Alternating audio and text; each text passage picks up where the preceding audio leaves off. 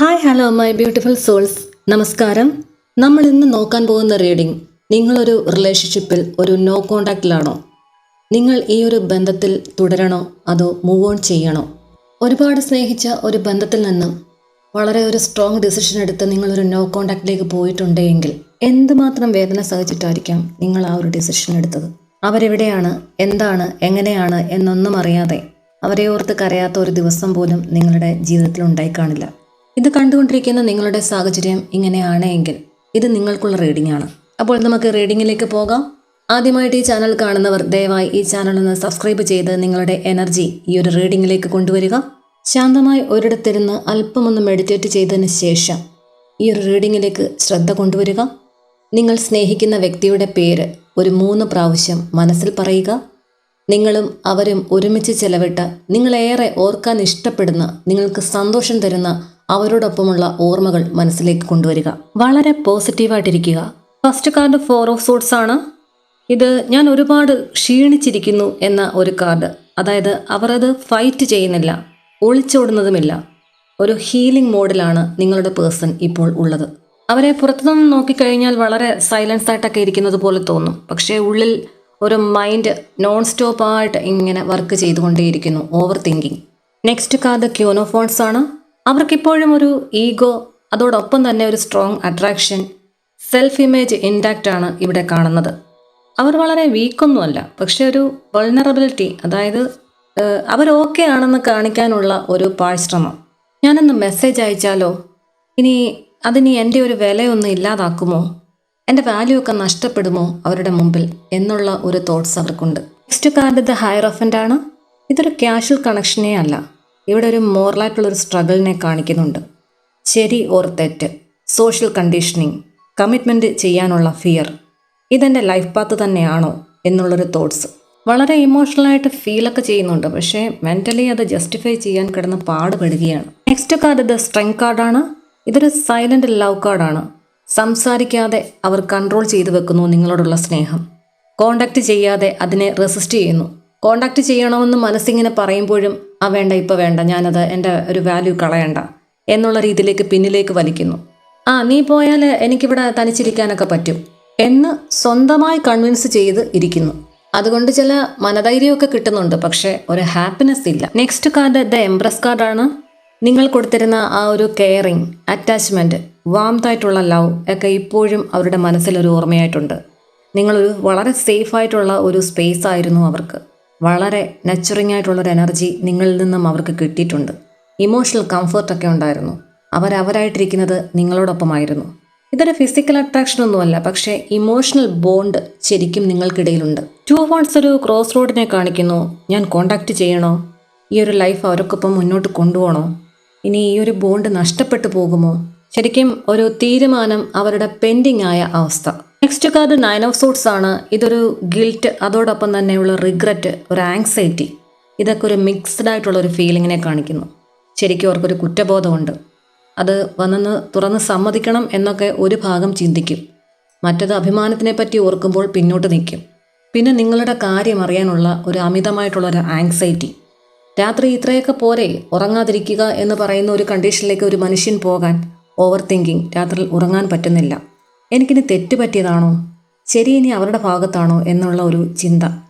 ഇത് ഞാനിനി വിട്ടുപോയത് ശരിയായിരുന്നോ, എൻ്റെ തീരുമാനം കറക്റ്റായിരുന്നോ എന്ന് സെൽഫ് ഡൗട്ട് ചെയ്യുന്ന ഒരു സമയം.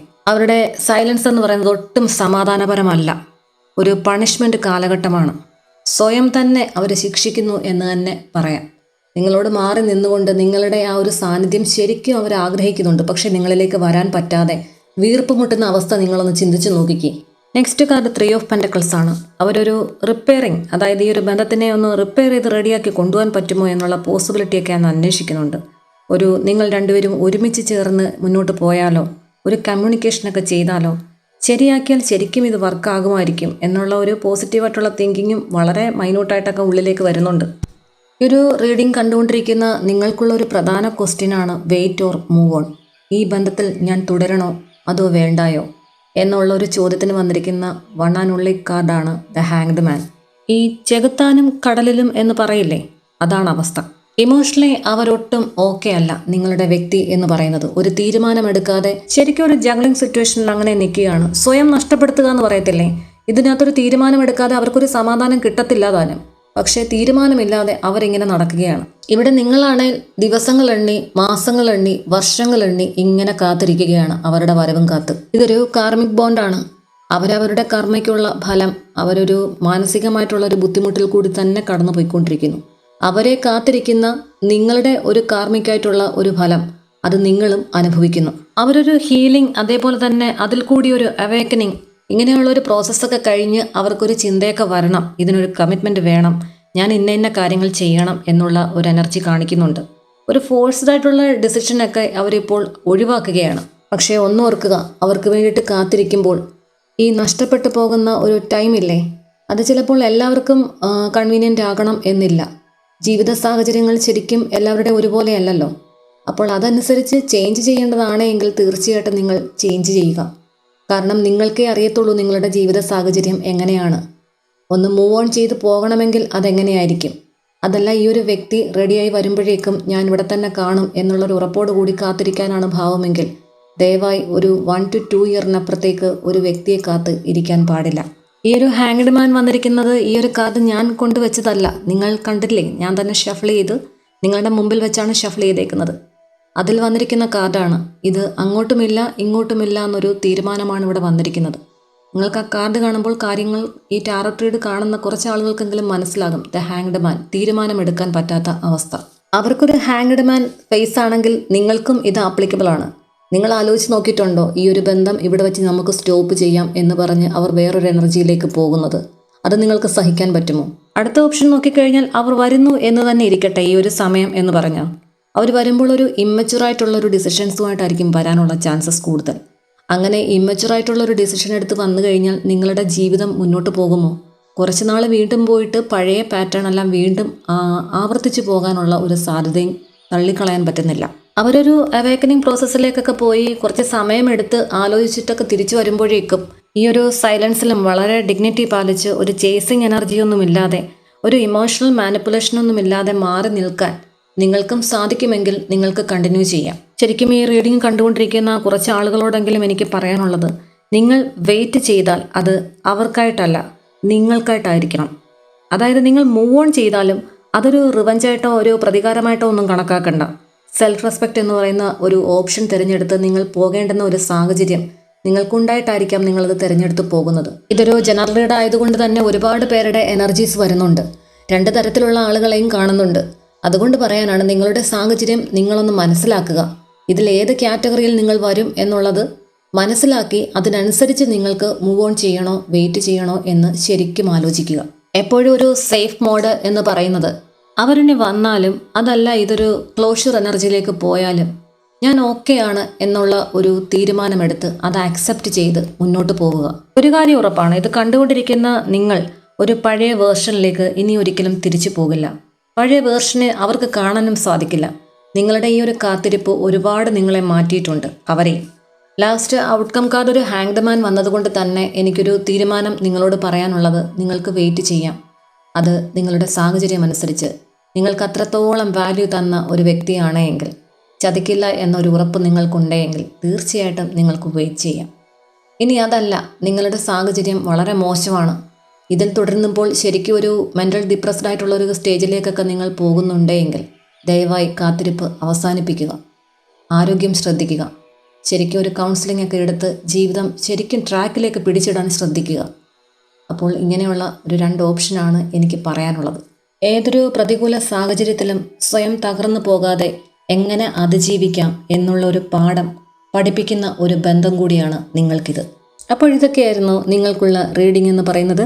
ഇതിൽ പറഞ്ഞിരിക്കുന്ന പോസിറ്റീവായിട്ടുള്ള കാര്യങ്ങൾ എല്ലാം നിങ്ങളിലേക്ക് അട്രാക്റ്റ് ചെയ്യുക. നെഗറ്റീവായിട്ടുള്ളതും നിങ്ങളെ ഒരുപാട് വിഷമിപ്പിച്ചുകൊണ്ടിരിക്കുന്നതുമായിട്ടുള്ള കാര്യങ്ങൾ എല്ലാം തന്നെ ഈ ഒരു യൂണിവേഴ്സിന് മുമ്പിൽ, ദ സുപ്രീം പവറിന് മുമ്പിൽ സറണ്ടർ ചെയ്യുക. ചില കാര്യങ്ങളിൽ നമുക്കൊരു ലിമിറ്റേഷൻസ് ഉണ്ട്. നമ്മൾക്കതും കടന്നിട്ട് പോകാൻ പറ്റില്ല. ബാക്കിയുള്ള കാര്യങ്ങൾ ചെയ്യേണ്ടത് യൂണിവേഴ്സാണ്. അവിടെ വിശ്വസിച്ച് ഏൽപ്പിക്കുക. നിങ്ങൾക്ക് ഒരു മാർഗം തുറന്നു കിട്ടും. ഇതൊരു ജനറൽ റീഡ് ആയതുകൊണ്ട് തന്നെ ഒരുപാട് പേരുടെ എനർജി വരുന്ന ഒരു റീഡിംഗ് ആണ്.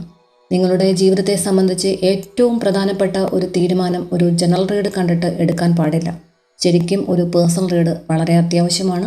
നിങ്ങൾക്ക് വിശ്വാസമുള്ള, നിങ്ങളുടെ എനർജി റെസൊനേറ്റ് ആകുന്നു എന്ന് തോന്നുന്ന ഒരു ടാരോ റീഡിനെ സമീപിച്ച് തീർച്ചയായിട്ടും നിങ്ങളൊരു പേഴ്സണൽ റീഡ് എടുത്തതിന് ശേഷം ഒരു തീരുമാനമെടുക്കുക.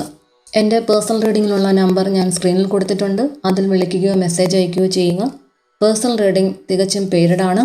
നിങ്ങളുടെ കരിയർ, അതല്ല എങ്കിൽ നിങ്ങളുടെ റിലേഷൻഷിപ്പ്, ഇതിലുള്ള ഡൗട്ടുകളെല്ലാം തന്നെ ക്ലിയർ ചെയ്തുകൊണ്ട് ഒരു ഫുൾ ഗൈഡൻസ് നിങ്ങൾക്ക് എൻ്റെ പേഴ്സണൽ റീഡിൽ നിന്നും ലഭിക്കുന്നതായിരിക്കും. അതുപോലെ തന്നെ എൻ്റെ ദിവസേനയുള്ള പ്രാർത്ഥനകളിൽ നിങ്ങളുടെ വിഷമങ്ങൾ എന്തെങ്കിലും ഉൾപ്പെടുത്താനുണ്ടെങ്കിൽ നിങ്ങളുടെ പേരും നാളും കമൻറ്റ് ചെയ്യുക. അതല്ല എങ്കിൽ ജനിച്ച മാസം ചേർത്ത് കമൻറ്റ് ചെയ്യുക. തീർച്ചയായും നിങ്ങൾക്ക് വേണ്ടിയിട്ട് ഞാൻ എൻ്റെ പ്രാർത്ഥനയിൽ ഉൾപ്പെടുത്തുകയും നിങ്ങൾക്ക് വേണ്ടിയിട്ട് പ്രാർത്ഥിക്കുകയും ചെയ്യുന്നതായിരിക്കും. നിങ്ങൾക്ക് ഡിവൈൻ ഗൈഡൻസ് ഇഷ്ടമായിട്ടുണ്ടെങ്കിൽ ലൈക്ക് ചെയ്യുക, ഷെയർ ചെയ്യുക.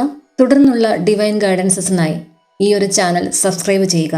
നിങ്ങൾ ഒരുപാട് സ്നേഹിക്കുന്ന ആളുടെ വരവും കാത്ത് ഒരുപാട് പ്രതീക്ഷയോടുകൂടി കാത്തിരിക്കുന്ന നിങ്ങൾക്ക് എത്രയും പെട്ടെന്ന് ഒരു ഡിവൈൻ റീയൂണിയൻ ഉണ്ടാകട്ടെ എന്ന് ഈ ഒരു പ്രപഞ്ചശക്തിയോട് ഹൃദയം നിറഞ്ഞ് പ്രാർത്ഥിച്ചുകൊണ്ട് നിർത്തുന്നു. നന്ദി, നമസ്കാരം.